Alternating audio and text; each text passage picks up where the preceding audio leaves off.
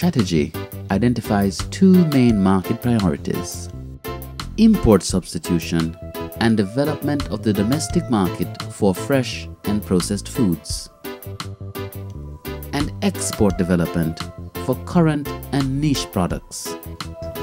What is exciting about the process for me is that it's ultimately a private sector driven strategy. It's a strategy developed by the private sector for the private sector. And I think this is what is needed in the agricultural sector. The producers, the farmers need to take things into their own hand, be the masters of their own destiny. And I think this is a fantastic effort. I think it is a wonderful move by the private sector to take the industry forward. It's long overdue. The dynamics of farming now is stepping up in the world. Based off what's going on in the international market, you notice most industries are down. For one, a human being must eat food, and that's the only industry will ever grow. You notice a gentleman may lose his job or get paid off tomorrow. Next thing he goes to farming. It's not a way of life anymore, it's a business now. The entire Caribbean came together to look at food security, poverty alleviation, linking farmers to the market. And I watched farmers from the Caribbean selected the crops, roots and tubers, fruits and vegetables, herbs and spices that they want to deal with, and prioritize them. Then I heard of the role of 5 international agencies: the World Bank, UNCTAD, CFC, ITC, and FAO. Right? Really amazed, 5 international agencies that normally don't work with each other so well to converge and address the problem that we have in this country. I'm excited, and today is the final workshop. I'm pleased with the outcome to date.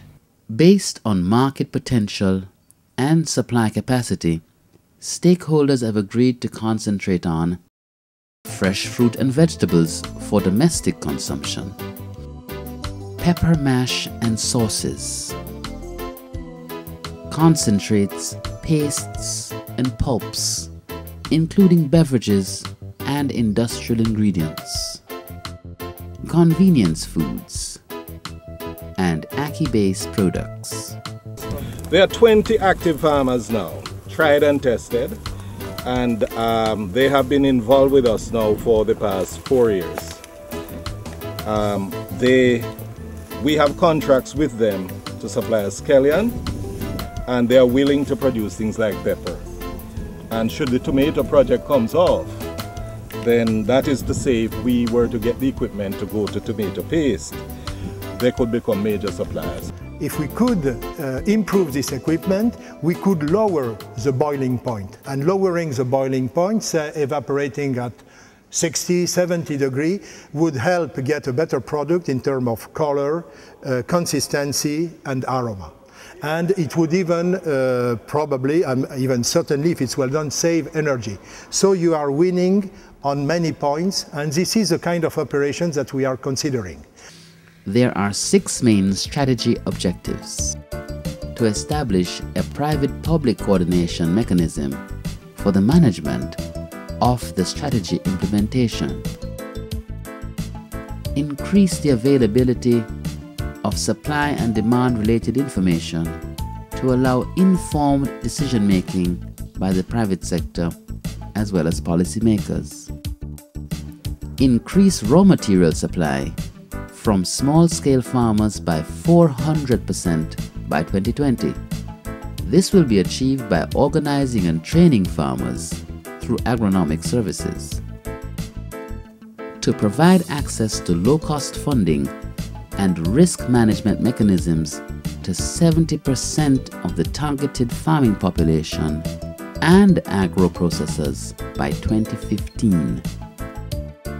Increase the production of processed food products by 150% by 2020 and improve overall value-adding operations to achieve competitive advantages.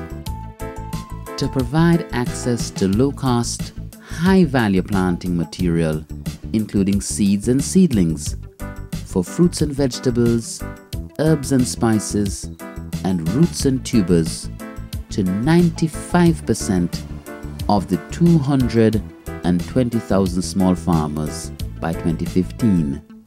My commitment to getting the project up and started, in fact, not just mine, but that of my organization, Bell Tropicals, is that we are willing to partner within the project by making purchases from farmers who will come in through this project.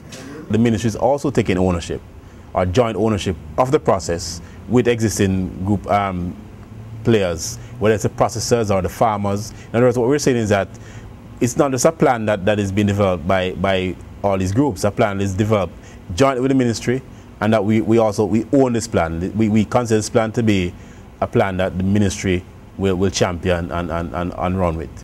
Implementation of this strategy has already begun, and many organizations are working together to support the activities that are targeting agro-processing, buying, and farming associations. They include the Ministry of Agriculture and Fisheries, the Ministry of Commerce and Industry, Jamaica Exporters Association, the Scientific Research Council, Jamaica Trade and Invest, Jamaica Agro-Processors Association, the Christiana Potato Growers Association, the Food and Agriculture Organization, and the International Trade Center. The process involves everybody, so nobody should be in any uncertainty as to what their role is and what needs to be done to advance the process. I believe in building capacity, but we need the logistical support, and we need the strategy and the know-how to get it done in a refined way. I've sat down with the team at my office, and they understand that I see directly what they're trying to do, and they are getting my full support. The processors, the buyers, we also had the implementing partners and development partners, the FAO, UNCTAD. It was really, really heartening to see, and of course because the International Trade Center helped to bring us this far, it's good to see that we have benefited from their best practice. The way ahead is critical to the development of agro-business in Jamaica. And with strong backing from the Jamaican government, the sector stakeholders have organized themselves into a value chain task force to lead the way in coordinating activities and mobilizing resources. The value chain task force includes representatives from farmer associations, the Jamaica Agro-Processor Association, and all the relevant government ministries. For me and to the implementing partners, it is important to recognize that this particular strategy document was done by the stakeholders involved in Jamaica. So whatever recommendations, whatever objectives or strategies are outlined here are from Jamaica. So what that will mean to an implementing partner, that you already have a roadmap and a blueprint as to where exactly you can make an intervention to assist in the development of Jamaica and countries similar to Jamaica. The task force will be requesting financial support from the international donor community to contribute to the successful implementation of this strategy. The implementation process requires that all development activities are coordinated through its public-private management framework, which is private sector led.